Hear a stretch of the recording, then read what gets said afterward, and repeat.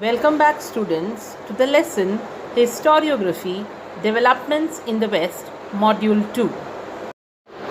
In the previous module, we had seen the traditions of historiography, modern historiography, and the development of scientific perspective in Europe and historiography. The contributions of many scholars are important in the development of historiography.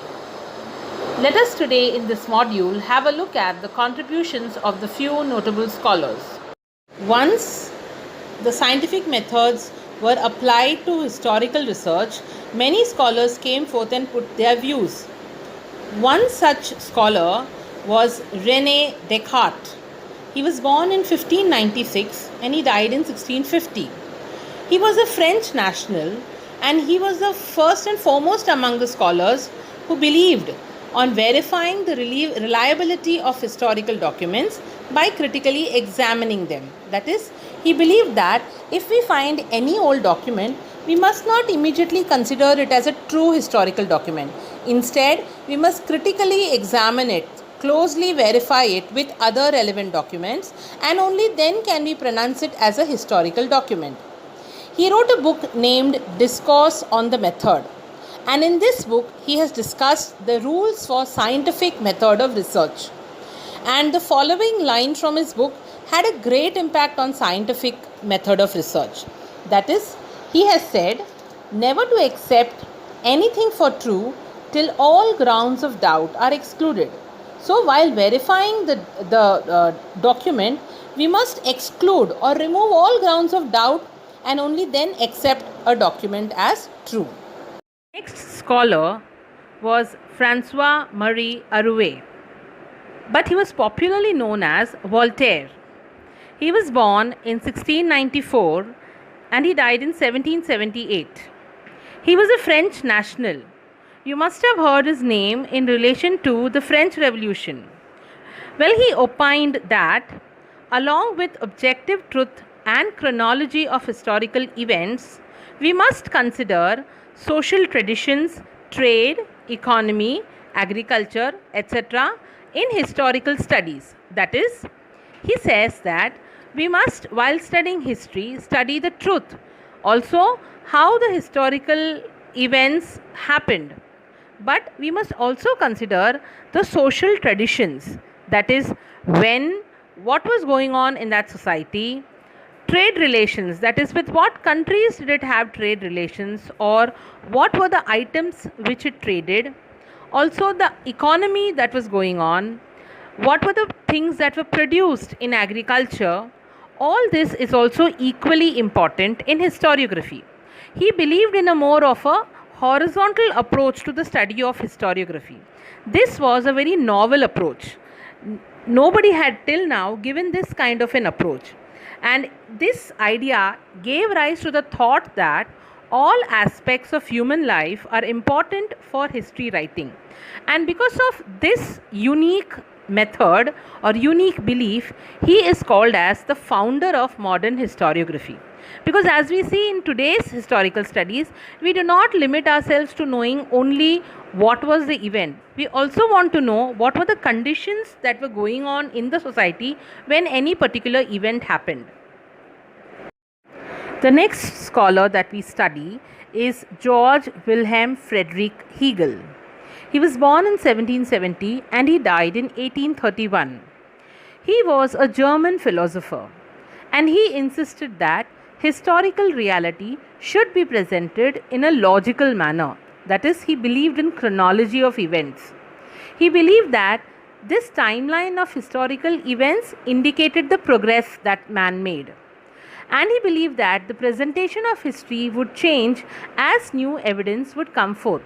For example, for a long time, no one knew about the existence of the Indus Valley civilization in India.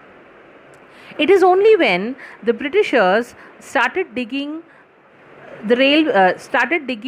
to put the railway tracks, when they came across some ancient looking bricks, and that new evidence changed history, because then India's name was added among one of the ancient civilizations of the world.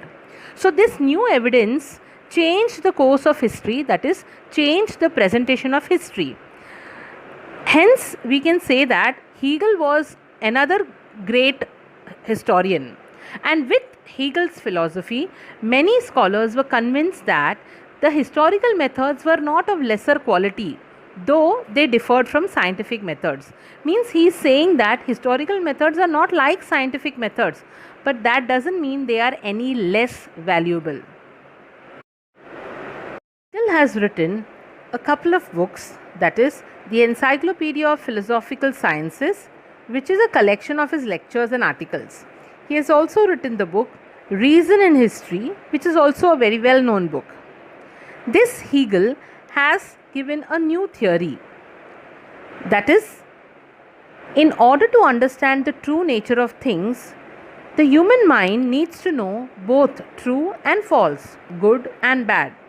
Hegel believes that if we have to understand anything, then the human mind cannot understand it only on one side. It's like looking at the coin from both the sides, that we have to understand both the sides for us to know about that thing properly, to know the nature of that thing properly. So we have to understand both the true and the false, that is the good and the bad. According to this, he says the grasping of any event happens in the terms of two direct opposites.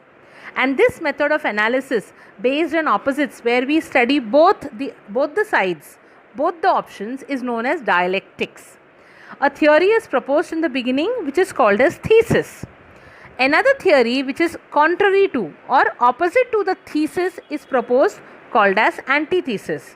After a thorough logical discussion of the both, that is of the thesis and the antithesis, a new thesis is proposed which includes a gist of both, which is a summary of both the thesis and the antithesis. And this process where we arrive at a new thesis is called as synthesis.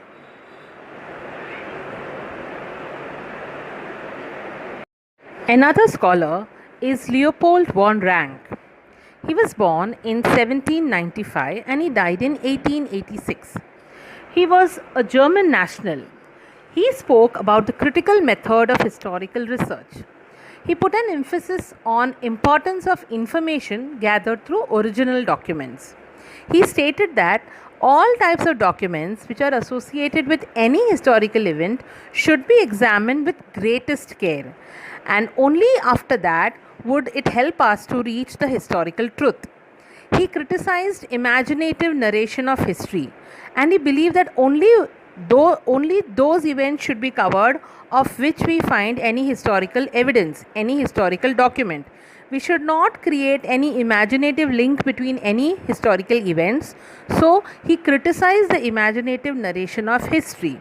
The collection of his articles is published in his two books, The Theory and Practice of History and The Secret of World History.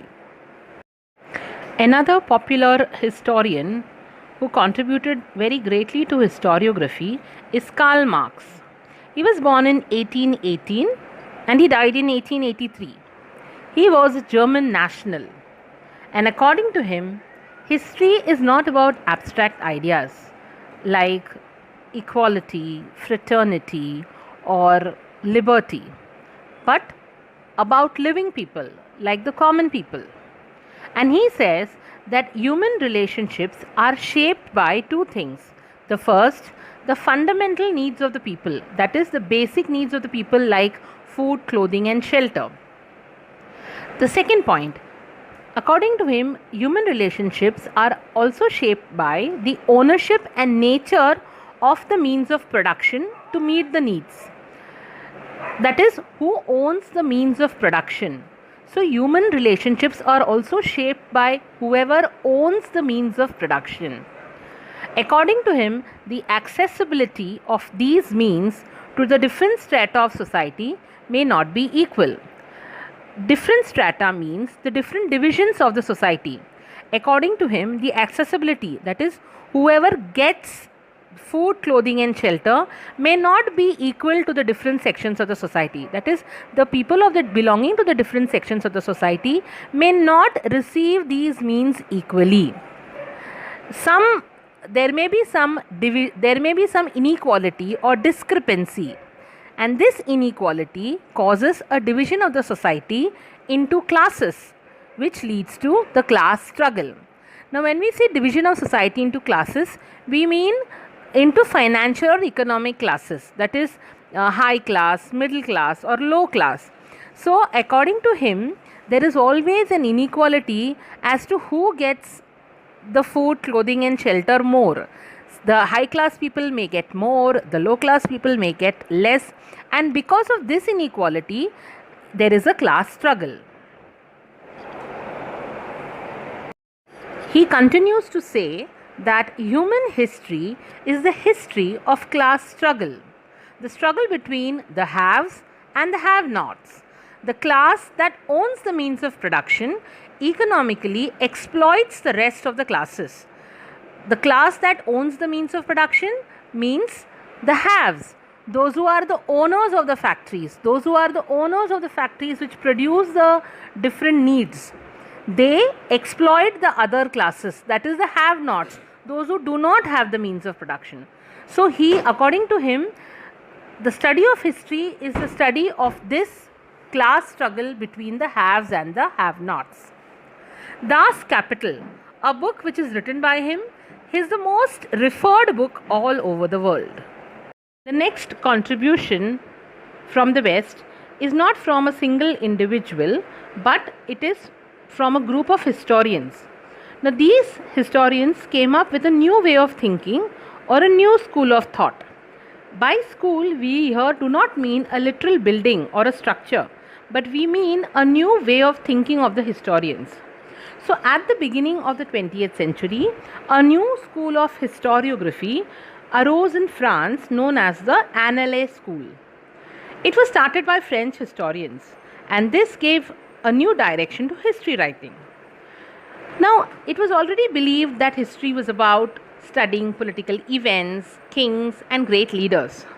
But this school of historians believe that we must also study the climate, the local people, the agriculture, trade, technology, means of communication, social divisions, and their collective psychology, that is the totality of all these things in that particular historical time. Only then can we get the correct information. So, this was an introduction, a new way of thinking, wherein they told that we must look at all these aspects also to understand the study of history. Let us study another school of thought known as the feminist historiography. Here, feminist historiography means restructuring historiography from the perspective of women. History was never written with understanding the female nature or the perspective of women, their contributions, or they were never encouraged to write history. So it was always a male dominated area. However, there were a few women historians who felt that women's contribution also should be acknowledged, and the writings of Simone de Beauvoir helped in establishing the fundamentals of feminism. Simone de Beauvoir was a French national. She emphasized on the inclusion of women in history and the rethinking of the male dominated perspective of history. She wanted the historical research to focus on various aspects of women's life, such as their employment, their role in trade unions, their institutions of which were working for their cause, their family life.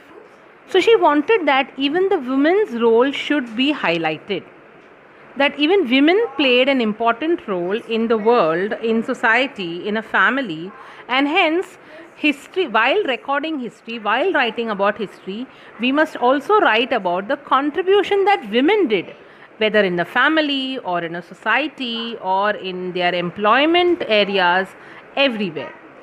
And accordingly, in keeping with this feminist historiography, the writings after 1990, the historical writings after that, acknowledged or portrayed women as an independent social class.